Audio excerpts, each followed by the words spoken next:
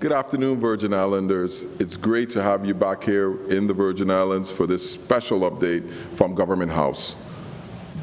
In June of 2020, in the midst of the pandemic, we set upon a course to really revolutionize healthcare in the Virgin Islands. We call that revolution Healthier Horizons. And even though we were in a pandemic, it added an extra emphasis on what we need to do in order to create not only systems to serve Virgin Islanders, but healthier Virgin Islands overall.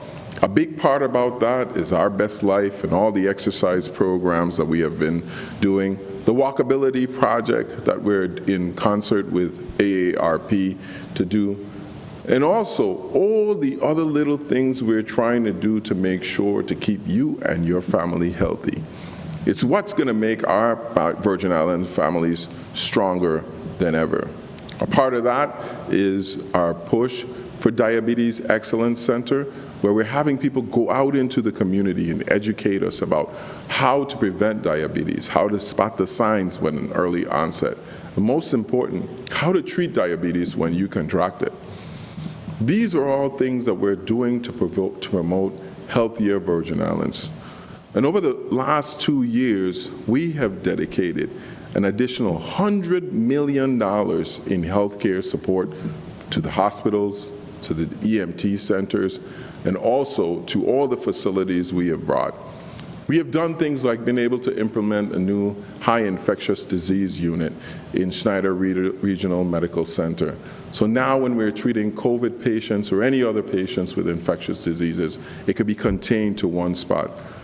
Support groups and support missions such as the extra hospital we created at the National Guard Center in St. Croix. Over $14 million in preventative care to make sure that if we had an episode of a COVID overrun at the hospital, we could support it right there on island. Ability to bring in respiratory therapists, nurses, and doctors to make sure that our staff here in the Virgin Islands is supported. Literally, we are on an island of healthcare. We are unable to get to another hospital or another place where you can get service. That support didn't stop there. It was certificates of needs to bring on new access to health care in our communities, and certainly funding of private-public sector partnerships to create a new dialysis center for St. Croix. Looking forward to the future, as well as making sure that in present day, we are taking care of our residents. Today, I am very happy to be here to announce to you that in addition to the $100 million we have put forth in the last 2 years, we're making an extra push at both of our hospitals to make sure that we are attracting the type of personnel permanently to our hospitals. And while we do that, that we have the level of funding able to retain the nurses, respiratory therapists, and other professionals that we have currently.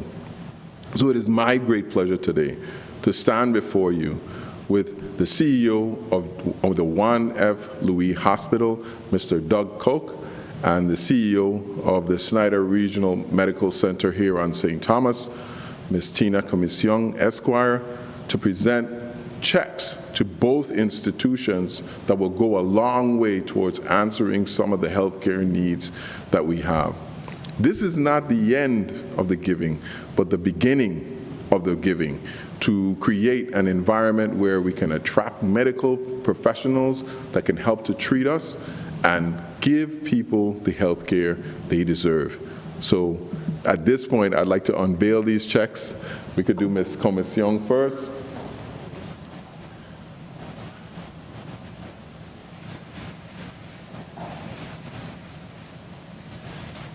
And then Mr. Koch's check. That's $10 million for each hospital to support every aspect of their organizations, whether it's recruitment, retention, the upgrade of facilities, or simply just doing some of the maintenance that comes up from time to time. So without further ado, I'll bring forward Ms. Comisión for a few remarks from Schneider Regional. Ms. Comisión. Thank you, Governor. A pleasant good afternoon to the people of the Virgin Islands. And on behalf of all of the hardworking, caring, dedicated professionals of Schneider Regional Medical Center, I want to say a huge thank you to the Honorable Governor Bryan for this wonderful allotment to the hospital, such that we can continue to serve the community. We very much look forward to using this money in the best interest of the people to be able to recognize and reward and retain our hardworking staff, recruit much needed personnel, and continue to advance our information technology projects. So thank you very much, Governor. Very much appreciate this gift. Thanks. Mr. Cole? Thank you, Governor Bryan. This money will go a long ways in helping to secure our workforce into the future. We have many challenges at Juan F. Louis Hospital, recruitment and retention of our employees being at the top of the list. We also have many infrastructure needs that need to be done at our hospital. This $10 million will go a long ways in making those improvements happen. So once again, thank you, Governor. Thank you, sir. Thank you. Over the course of the next couple of years, you will be seeing us make these presentations from time to time. I realize that it's important to not only give this funding, but that the community understands how we're funding all of these different needs in our community and how we're spending this ARPA money. So this presentation today of $20 million is just the beginning of a lot of other funding that you're going to be seeing given out. So far to date, I think we've spent about $75 million of ARPA funds. But remember, this is a 4-year deal. So we can't spend all the money up front. We're going to be spending more money every single year. So it's a strategy of looking at what's happening as we anticipate an American recession and managing the current situation with the inflation to make sure that we are supporting. So look forward to many more of these checks presentations as we go on. We now have at least 1,600 checks of premium pay that already have gone out, and those will continue to go out for the rest of the summer, which is great ARPA, which is also ARPA funds that we're getting out. And if you haven't gotten yours yet, please be patient. We're working with you. We also have another set of funding that's going out to attack inflation in every regard. So stay with us. We'll be making these presentations so that you know that your money is being put to good use and that Tregenza and I are good stewards of the public's money. I'll take some comments from the press now. I think we have Susan Ellis on the line if they have any questions. Hi, good afternoon, Governor. Thank you. What do you plan to do that as far as dispersing other than the home? I'm having a hard time understanding. Say that again. What do I plan to do next? As far as will you be sending to other organizations? For this $10 million? No, for in the future. Oh, absolutely. I'm saying, so yes, we've already been giving out funds to different organizations. As I explained, we had $1 million that we did to establish the Diabetes Center of Excellence, where we have education and we have training go out. We had the premium pay that we're paying directly to public sector and private sector citizens that work through the pandemic. We are also paying WAPA to make sure that we keep the light bill at a reasonable rate. As you know, inflation has skyrocketed because of fuel costs due to the war in the Ukraine. We've been doing our best to keep WAPA on solid basis and keep your light bill from going up 40% like your gas has as well. We've also used ARPA funds as budget replacement funds. A lot of the road paving that you're seeing that's going on now is due to the budget replacement that we have, so we're able to do roads. We've given money to homelessness, a lot of different summer camps. We've given money to the community foundations to fund after school projects. So we still have a considerable amount of ARPA funds that we're giving out. And some of them are coming out in small tranches like $20,000 and $30,000, and others like this, which is $10 million. Also on the ARPA funds, is $80 million in water expansion projects. That is going to take public water system into Bordeaux, all the way along that line, all the way into Bordeaux. So we'll have it there into Smith Bay, into certain sections of St. Croix, and at St. John as well. We also have storm drainage repair. A lot of our towns, the sidewalks are falling into the guts, so there's money there to do storm drainage repair as well. In addition to those ARPA funds, there's also about $14 million in there for broadband support, in addition to this $540 million or something like that. Plus we have some capital in there. So there's a lot of different pools of money that's coming, Susan, and it's getting cumbersome to manage all of these little grants, but we're bringing on additional people to try to get that done. So if somebody out there, you got some experience in some grant management, we need your help, you need to come on. Could we just one more Sure. Recruitment and employees. What exactly? It's really broken up. No. Yes, Susan, I'm having a really hard time hearing your question, but I think it's addressed to the CEOs. You want to know what they're going to do with the money? Yes.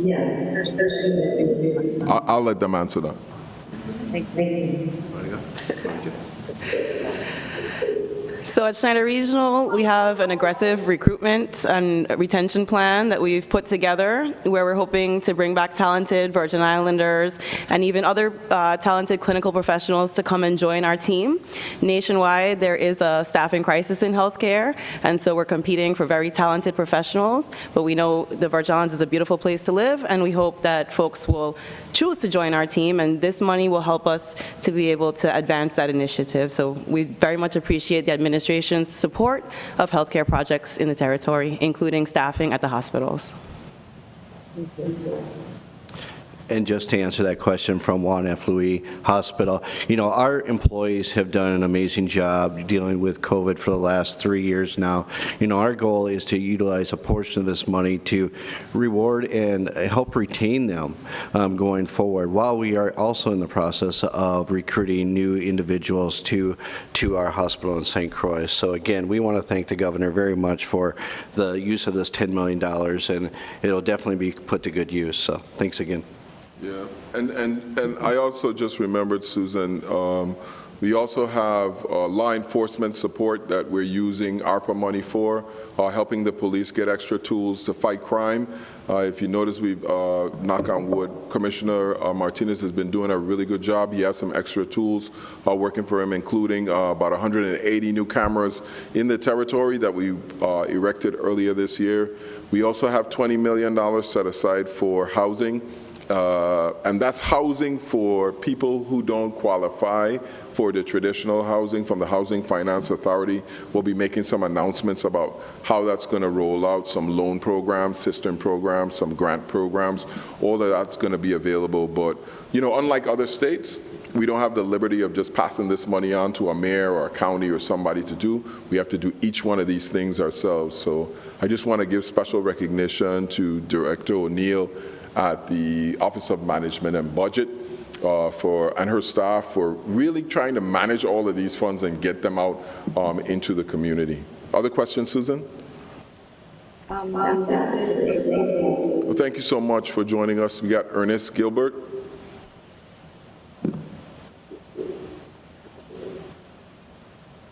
Hello. Yes, sir. Yes, a few questions. You mentioned there's another set of funding that is supposed to be coming out to fight inflation. Do you want to elaborate on that? Yes, so we have several things that we're doing to fight inflation. One of the things is the premium pay, just releasing money. The other things is we continue to release our tax returns at a faster clip.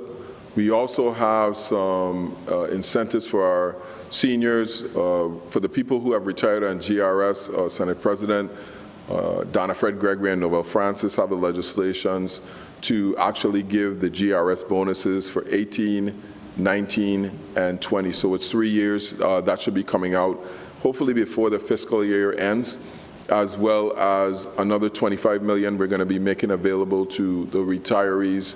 Well, not all retirees, but the 6,000 or so employees that have retroactive claims against the government that go back to 1990. We also are going to be giving out, we're putting that together now. I hate to announce these things because then the pressure becomes on. Another supplement that we're looking at for Social Security recipients to make sure. We also have some stuff for the seniors in St. John as well, free ferry rides, free car barge rides, trying to alleviate the cost of moving in and between islands. As you know, everything that we can do that to keep the cost of living down, we're trying to do. The biggest thing now is the light bill, where I think we're spending the most money to make sure that people don't have that 40% increase. Other questions? All right. Yes.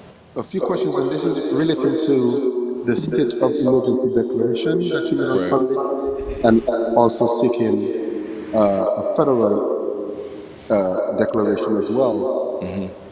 So how serious is this? So what we're hearing is the process of distilling that WAPA and 7Cs would conduct, say, about twice or probably even once a month.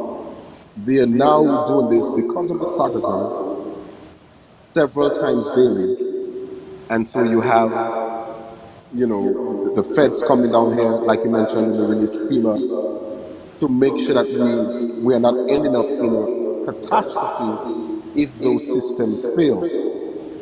I mean, 2 state of emergency declarations, one from you and pending from the federal government. So, how serious is this? So, thank you, Ernest. You know, save me from doing another press conference this afternoon explaining the state of the emergency. So I guess I'll just do it now.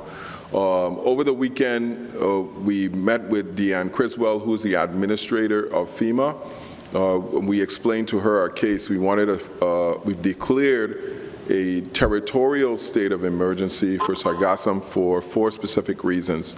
The first reason being that the Sargassum has a very foul odor and a stench, causes nausea. It's annoying to our residents when it accumulates on our beaches and our shoreline. Second, the formation of Sargassum over the shoreline and in the water actually robs the water of oxygen, thereby killing the fish. That's why you're seeing all of the fish in there. So this is an environmental hazard.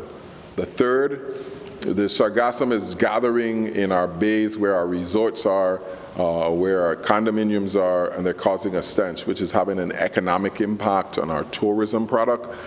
People don't want to stay where they have to smell the stench of that day and night.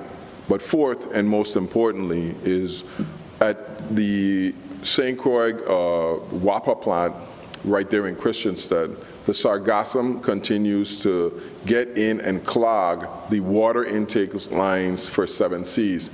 They produce about 3 million gallons of water every day for St. Croix. They have having to go down there and clear those lines more and more often because of the Sargassum in order to avoid this clogging. Secondly to that, when the Sargassum breaks down, there's a foul stench that may affect the water that we're purifying, and that may get into the resident lines. Even though the water is clean, it is just a foul smell. We've been adding more chlorine in order to take care of that. We want to avoid that situation happening or any breakdown of that in our bays next to our water intake. So we sent that a federal declaration of emergency yesterday, Sunday, to FEMA, and a couple of hours ago, FEMA actually approved our federal declaration for St. Croix WAPA, not for the entire Virgin Islands. So right now what we're doing is we're going to try to get those lines cleared with divers, and then we're going to berm it. So we're going to put a little barrier around the intake so you don't have the seaweed getting in there as heavily. Next, we have to be able to remove a lot of that seaweed and debris away from the area so we make it clear. Further to this that's troubling is we have a large mass that's traveling this way and is more than likely to affect the St. Croix plant as well again. So we're going to have to be dealing with that. And then this is expected to continue until October, November, so it's going to be a continuing basis. So what this federal declaration that we've gotten now allows us to do is to share the cost with FEMA, where they will be taking 90% of the cost, and of course we have to come up with our 10%. But I have tasked Darrell Joshin at Vitima, who is heading up any emergency situation that we do, as well as DPNR Commissioner Oriol, JP Oriol, and Derek Gabriel, Commissioner of Public Works. We're coming up with a plan for our beaches and for our resort areas, and maybe figuring out how we do that locally. Now, we're going to have to use our money to do that in terms of mitigating this sargassum that's really been giving us a nightmare. All right, Gov, thanks for that explanation. Do you have an idea as to what that 10% max might be? No idea what it's going to look like. Hopefully, it won't surpass $1 million. Every day I get up, it's like, yeah, I get a new bill. Garbage, sargassum, you know, every day it's a new bill, but we'll figure out a way to pay it. As long as we're here trucking. Like my dad always used to tell me, at least you have the money to pay, so thank goodness for that. So let me follow up quickly. And so what should Virgin Islands, especially crucial, what should we do? Should folks stock up on water? Because this is already happening in the stores, the systems. What is your advice there? So what I would suggest everybody to do now is conserve water. You know, we're going through a dry season. There's a lot of water coming over across the Atlantic, looking like it's going to be raining for the next couple of weeks. But if you're on city water, try to conserve that as much as possible, because one of the other problems is usually we maintain about 6 million gallons in our tanks, but we've been having a drought, so the tanks are really low. They're down to like $2 million, so 2 million gallons. So if you're in St. Croix, please just conserve your water. There's no crisis at this point. The Commissioner of License and Consumer has issued, as part of our emergency declaration, there's a freeze now on water products such as ice, bottled water, water truck delivery. All of that is on freeze right now as a result of that. So no need to panic, but we just want to make sure that we're ahead of the 8 ball and we're controlling the situation before there is a reason to panic. And so is there any chance that, you know, this might badly affect the systems of water? We know that it needs water to produce energy. What are we looking at? Yeah, so we have, that's another problem. We need ultra pure water in terms of us being able to produce at WAPA, but for now we're okay. And of course, you know, well, most people order well water, osmosis water, but WAPA water is an option for many people when they're refilling their cisterns. We do have some alternatives. We are already in discussion with Seven Seas, who has a plant at Hovensa. We got a couple of distillation sites in terms of water delivery, so we'll be okay. If that plant goes down, we'll be okay. We'll figure this out. What we're worrying about is people being able to flush and that kind of stuff. But drinking water, we got plenty of it. All right, good. Thank you. Thank you, Ernest. That's all. Lasiba, good afternoon. Hello, good afternoon, Governor. Hi. And commissioners or CEOs. So my first question is for CEO Koch. Cook. Oh, I'm sorry. Yes. How far are we from moving into JFL? I'm sorry, can you repeat your question? From moving into JFL North. Okay, yes, moving into JFL North. We are on track with our transition plan to move into JFL North. Currently, we are working with our outside vendors, which largely a lot of them are on the state mainland, related to bringing in a water tank that is going to be able to support the water needs for JFL North.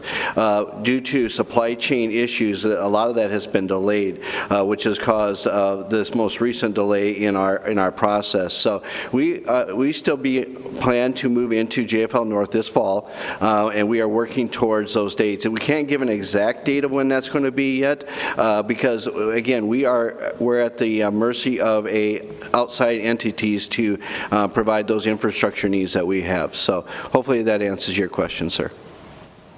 Okay. Thank you. And then you mentioned that some of the money is planned to be used for infrastructure repairs at JFL existing. I'm wondering as to the necessity of making those repairs if we're moving into, the JFL North in the fall.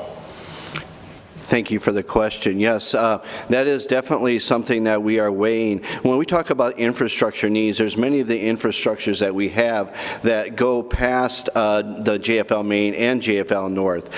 Specifically, what we're focused on here and what we plan to use a portion of these $10 million for is related to our IT infrastructure. This goes past JFL Main into JFL North and will help transition our Meditech system for years to come into our new building. Awesome.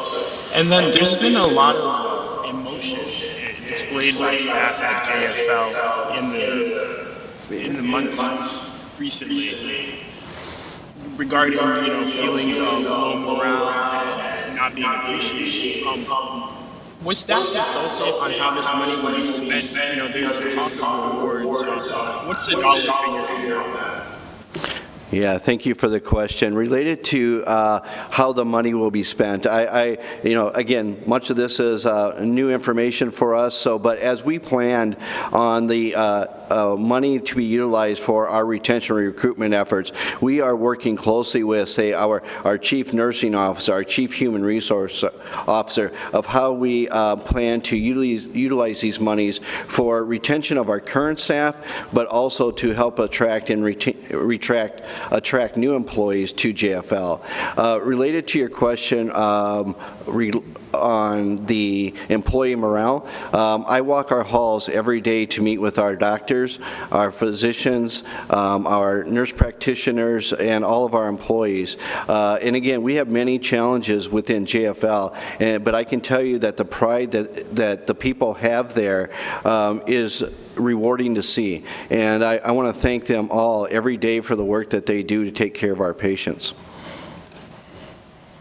Is there a dollar figure on the reward for staff? You mentioned during COVID, exemplary efforts that were made. Yeah, there won't be a specific dollar figure that I'm able to give you today. Again, we want to utilize these dollars to the best of our abilities, and when we do that, what we're going to do is be flexible with them so that we can make sure that we're utilizing them in the best way possible to, again, reward and retain, but also attract. Awesome, thank you. And then, Governor. Let's see, but before you go on, the agreed-on proposal gives nurses and those types of personnel, it's somewhere around $7,000 per person. Other things that we've been doing is the hospital boards, I've written that to them and asked them to relieve the vaccine mandates for both of our hospitals so we can get back some of the nurses that we lost. And until that is changed by the board, I have directed the CEOs not to charge personnel for the vaccine testing for those nurses who are already on board. They were taking up that tab, and the union was paying for it, so we're paying for it now as well, just to make sure that we get everybody back to work in our hospitals. Awesome, thank you. And then, Governor, thank you for your foresight in declaring that state of emergency in regards to sargassum. It's crazy. And then I just wanted to ask, how much does the current WAPA subsidy stand at year to date? I think we're at 20 million year to date, 22 million.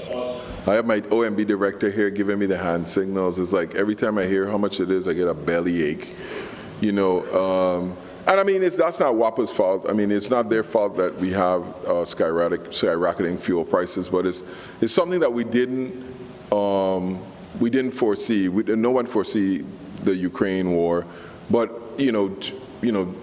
the thing I don't like about it is that's $22 million that's not going to go towards our road paving and other infrastructure projects that we have and we have planned. On top of that, we got the $3 million or so we promised to the haulers that we got to get back in. A substantial amount of money that we just gave. We just gave the waste management another $14 million to pay back due bills. So, I mean, every time we have to pay one of these bills out of central government, which is becoming more and more regular, that's less services we have for the public. We had a really aggressive road paving projects that we've been going on. We had to slow that down a little bit due to all of this other money we're spending. But we will continue to go ahead paving. We just started Frederickstead, part of the highway, that last piece, and then the other piece by Home Depot is supposed to be finished. We'll start going sometime this month. We've been waiting for that. Hogland, if you're listening to me, let's start paving. That's going to be fixing up that as well too. And then here in St. Thomas, we are up at North Star Village, Hall Bay. I think we're about almost done with the paving in St. John as well. Now we're here still on Black Point Hill. We're fixing that as well too.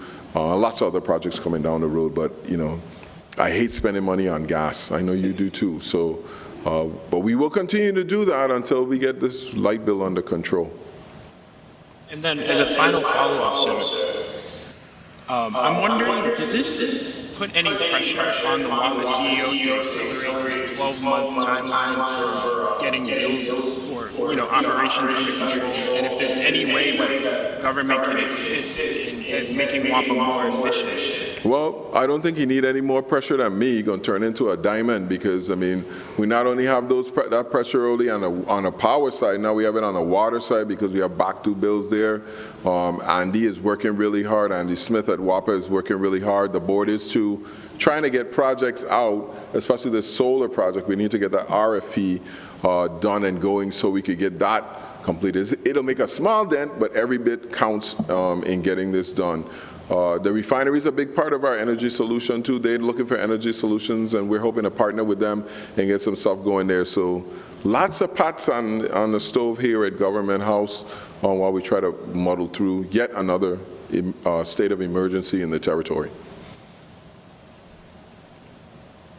Awesome. Thank you guys for responding to my questions. I appreciate it. Have a wonderful day. Thank you, and thank you to the media for showing up for us. Once again, we'll continue to support our Virgin Islands, whether it's healthcare, trash, WAPA, roads. We're here for you.